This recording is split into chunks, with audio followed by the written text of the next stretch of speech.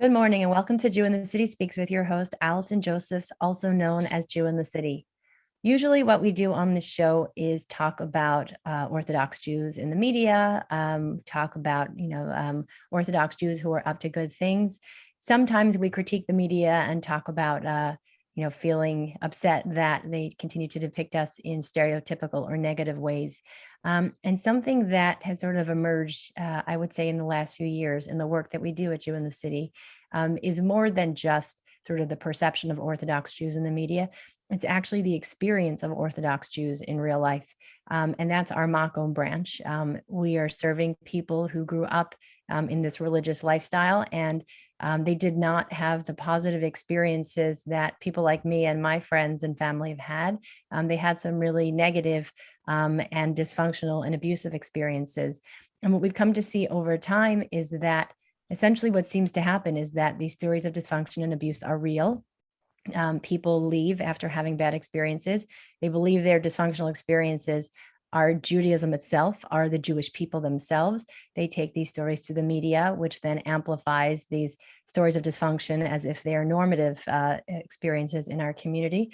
And that only sort of incites anti-Semitism, sort of brings, I think, a lot of shame and negativity upon our people and upon our way of life. And something that I would say really unlocked a lot of understanding for the experience of the Makom members who are disenfranchised from the community is this book that was recommended to me by our PsyD on staff, Ben Madsen. It's called The Emotionally Absent Mother, The Invisible Effects of Childhood Emotional Neglect. I think I got that right. It's by Jasmin Lee Cori. And I'm so delighted that we are actually talking with her today because this book has just been so impactful in understanding major patterns that our 250 members, we haven't spoken to every single one of them, but many of them show, and I think really unlocking a lot of sort of information for themselves and helping to sort of clarify the difference between dysfunction and, what a normative, positive religious experience would be. So, Jasmin, thank you so much for joining us today. It's my pleasure. And I was saying to you before the show, with the number of times that I've been recommending this book, people might think that I'm getting a cut. I am not.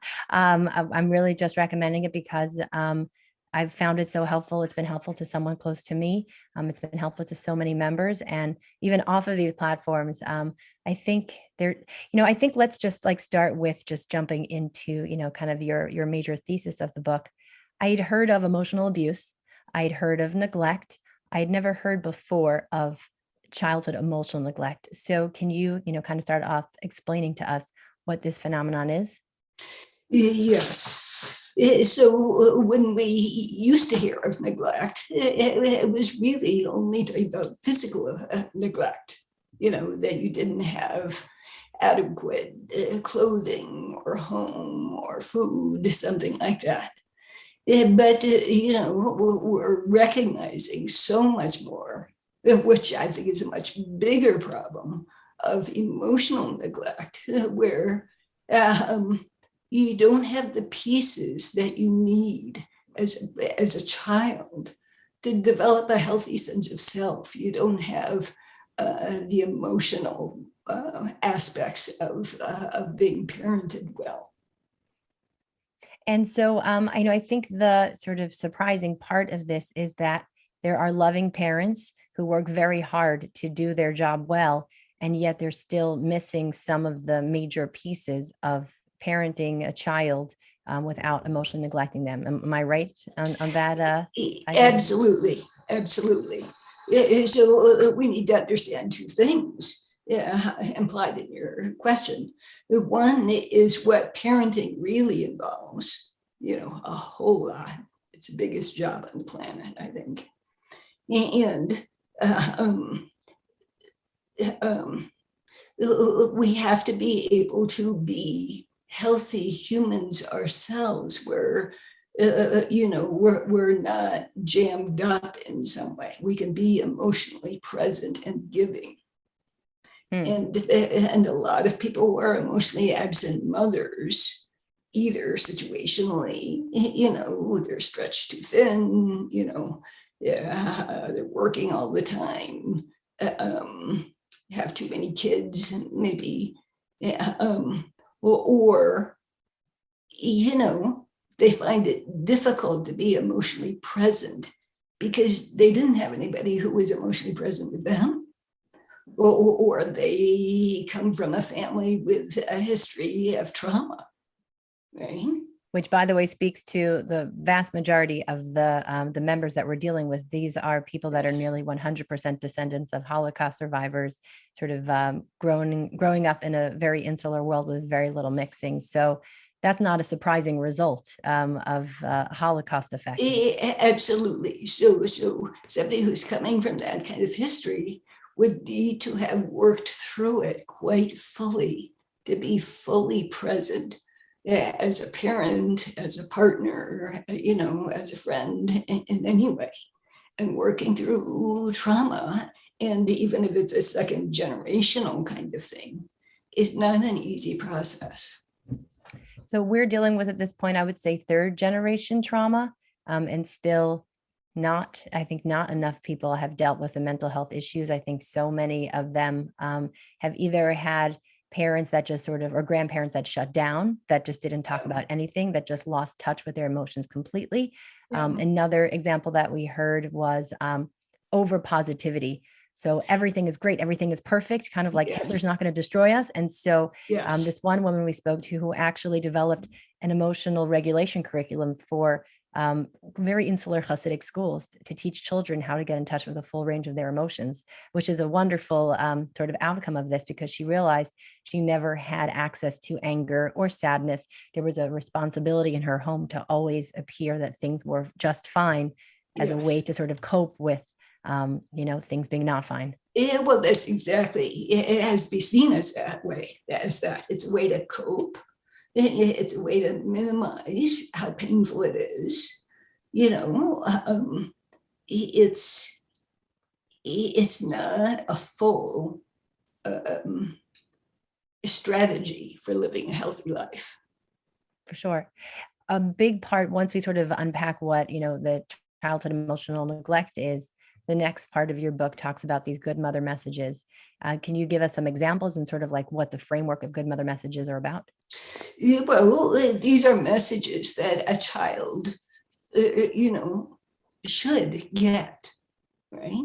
And they may be spoken, but more likely they're given, they're what are communicated through actions. And we always believe the nonverbals more than the words, because people can kind of fake the words. Right? So there are things like, I'm glad you're here. I'm glad you're you. I love you. I respect you. I'll be here for you. These are the things that become part of a healthy foundation for a child.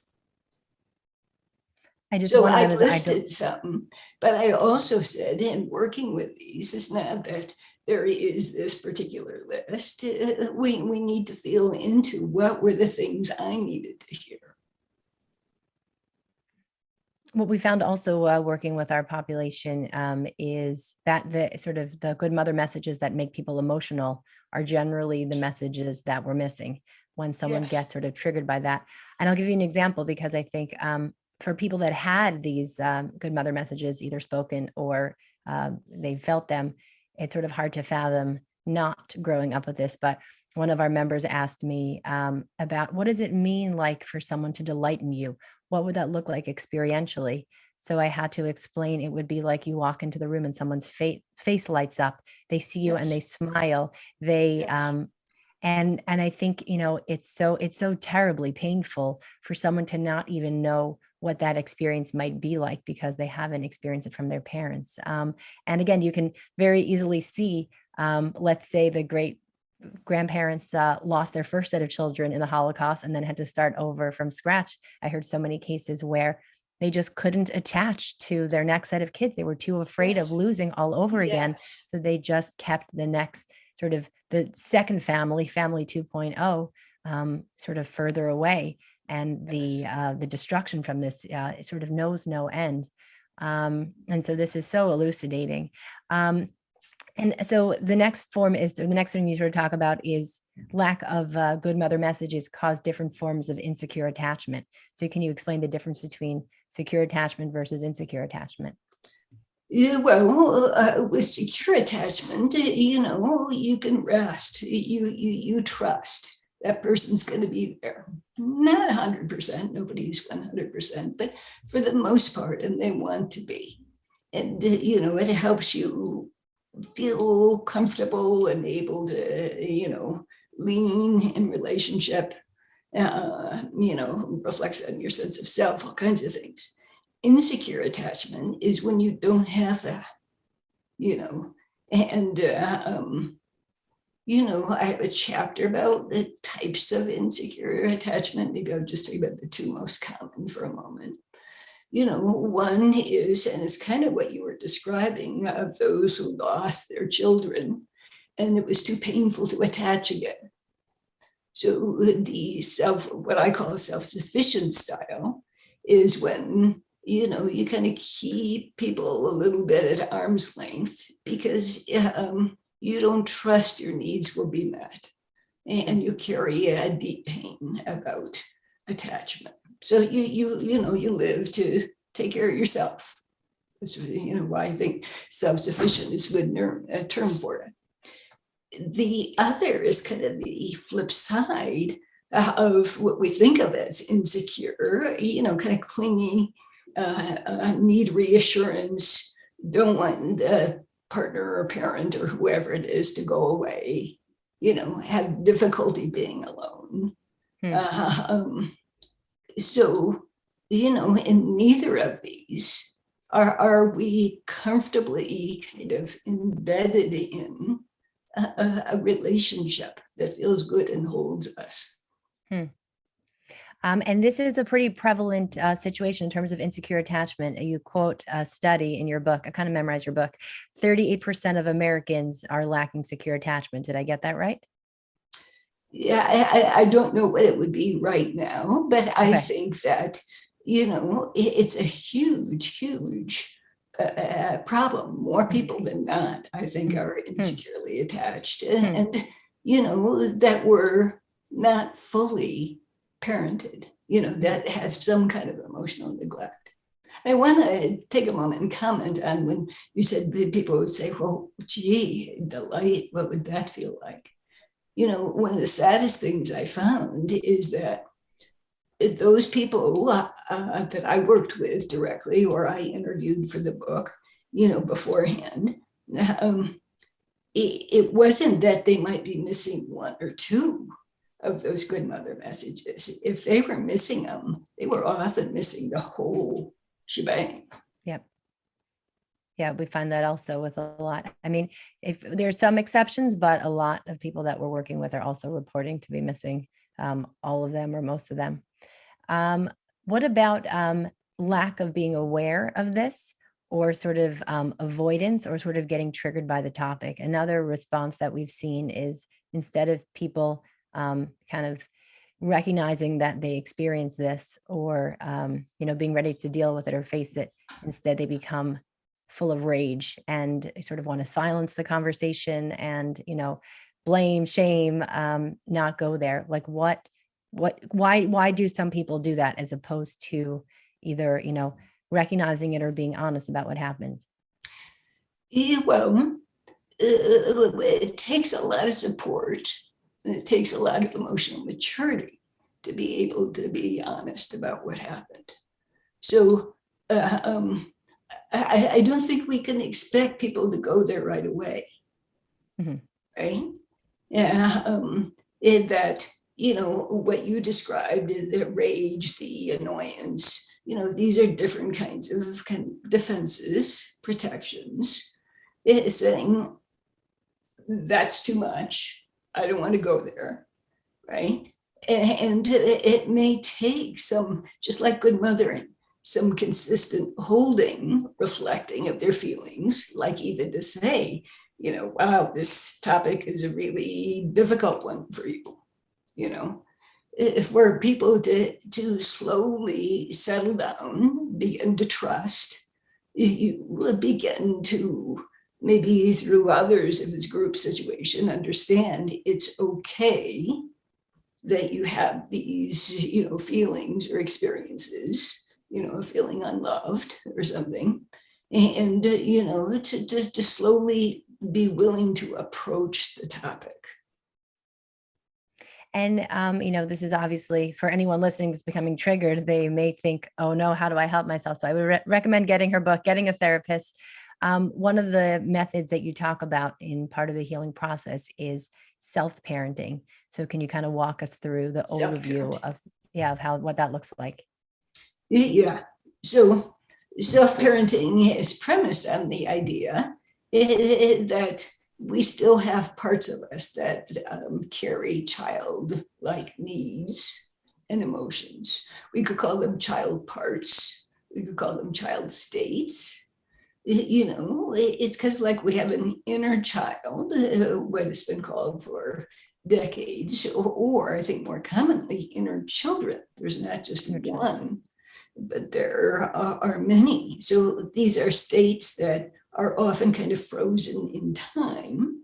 And again, they exist that way because, there hasn't been the support really for them to be more part of the whole, right? So if you have child states, your options are to ignore the child, just like maybe you were ignored, so pass on the wound, keep going with the wound, find somebody to hopefully kind of hand the child off to, which is not really that fair and has some challenges to it. Or you can say, hey, maybe I can learn to do this, right? I can learn, there's an adult part of me that can learn to be a good mother to these child parts of me. And so I talk about the process of doing that. That too is not something, a role we're going to step right into, but have to warm up to, have to go through our own things. Maybe we start with, heck, I don't know how to do that. I don't have a clue, right? Or I feel kind of guilty, and now I know there's a child inside me and I've ignored her, right? So, that's going to be a process too, but to show the child, I'll just say singular for the simplicity's sake, I care about you. I want to develop a relationship with you. I'd like to see if I can help you, be of help to you. You deserve that. You deserved it then, and you deserve it now. And I'm going to do my best. So a whole relationship has to develop, and trust develops. Right? So there has to be communication between the adult part of you, and we would even say a particular adult part of you that takes on this nurturing role, parenting role, and child parts. So I mean, that's so interesting, because I was just sort of thinking about going straight into the good mother messages, but it makes so much sense. Every relationship needs that introduction. Let's get to know each other. I would like to help you. So I'll tell you the other thing that we come up and see, sort of members reporting is this sense of shame, that how pathetic is it that I have no one but me to help me? Is that something that you've seen before? And then I had this idea that I've also just been dying to discuss with you. I think the reason why I'm so drawn to this is that I found every single one of your good mother messages within Jewish sources, within the Jewish Bible. And you talk about in your book, sort of the archetypal good mother, whether it's, Mother Nature as the secular perspective, Mother Mary in the Christian perspective. So the Jewish perspective is that God actually has a feminine side, the Shekhinah, that really acts in this role of nurturer, surrounder, protector. And I went through and found literally every good mother message. I see you, I'm here for you. You can rest in me. So I guess my question is, A, how do we deal with people feeling full of shame that they're all they've got? And B, could a person sort of speak to themselves, sort of with God's good mother messages, and then sort of see what if the people I'm referring to were given really terrifying messages about God, that they were raised to believe that God himself is a monster and a terrorizer. So do you have any thoughts about how to deal with shame using Yeah, God as your good godmother message? Yeah. yeah, let's deal with them one at a time. So first of all, the shame, we want to see it's continuing, the kind of emotional flavor that's already here. It's blaming the victim, right? It's saying, it's your fault. And of course, there's a natural tendency to want to look outside. And, it's difficult for people to stop valuing outside support more than their own internal support. But really, to have your own love to be seen by yourself is the most intimate and precious thing. So, unfortunate, we want to see shame. You're just tangled up in the same stuff. There's no shame. It's not your fault that there weren't others, right? Or may not be others right now. But can you give you? Right? So to realize it's a very precious resource. And, we don't want to, in a sense, indulge that shame. That's just, again, it's being in a rut. Okay. So,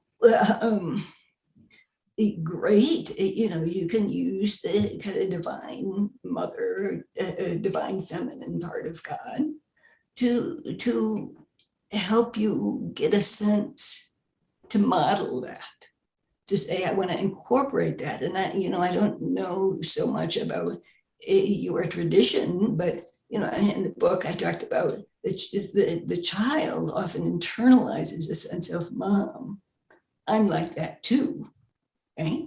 And so, from a sometimes called dualistic perspective, you could say, I'm like that too with God. Or from what's sometimes called non-dualistic perspective, you can say, and that is part of me already, because I'm, part of the divine. Okay. So there's that issue. And then what was it about terrifying? And the last thing, being terrified by God. It's kind of like they're getting it on every end. They got the bad messaging from the parents, and then they got the bad messaging from which in my view, I think really what it is that the good mother messages are actually God's messages to us as human beings, but dysfunctional people block those natural messages from the divine, so we can't read them. So we get these blocked messages, from God, and then we get a blocked message about God himself. So I don't know if you have any thoughts about how you... Yeah, I would say a distorted message, a distorted image. And of course, psychology for a long time has said, we project onto our image of God, stuff from our own, background. So, kind of a stern, unforgiving God, that's a projection. Don't you think God is a little more than that? So I would say another element of Holocaust is all these people slaughtered, and then sort of the survivors saying there must be a monster up there that allowed our whole world to be destroyed. So again, just so much pain and so much, not a surprise, but I think it's so important that we unpack these different issues. Just a couple, more minutes left here. Why do we not hear more about this type of work, the inner child work? I know people that have been in therapy for years. Their therapist never touched inner child work. And when they started to read your book, just to give you another compliment, I actually saw one of our members, we were talking, and her inner child came out in front of me. I asked her, just sort of a conversation about your book. I was not doing therapy. I'm not a therapist. When was the first time that you felt like your mother wasn't there for you emotionally? And she switched sort of into that stage of her life and started crying. And I saw this child emerge. And now she's begun doing inner child work with her therapist and is making a lot of, progress where she wasn't able to even access this pain before. So why are so many therapists not going to this place? Yeah, well, there are actually kind of hundreds of different forms of therapy, and I think therapists, they gravitate to what resonates with them and what were their setting and population. Especially if they're trying to do a short-term kind of therapy, this doesn't really fit. You know, uh, um, if they're, have a particular long-term psychoanalytic, orientation or something, they may not quite go this way, but they could, like the example you just gave. Apparently that therapist did change, right? Mhm. But I would say that for the people in your membership, it would be good to ask therapists, do you have experience with this kind of work? Could you help me with this work? And to think it can go both places. It could be happening in the therapy session, but then, of course, you want it to be happening at home. Mhm. You've got to keep growing yourself as a good mother. Beautiful. Amazing. I just want to say this. I didn't say all the words in your title of your book before. So in closing, I'm going to read every single word now. I trusted myself too much. I think maybe I have too much secure attachment and trusting myself. It's The Emotionally Absent Mother, How to Recognize and Heal the Invisible Effects of Childhood Emotional Neglect by Jasmin Lee Cori. It's truly a remarkable book. It has been so insightful for so many of our Makom members. And we just, are so grateful for the work that you've done in, kind of pulling out these different issues, sort of figuring them out. I know you have more than one edition of it. So you went back to the drawing board and you edited it and made it better. And it's really such an important work. And we wish you continued success in continuing to heal people and all those children that need some love and some care. Yeah, well, thank you.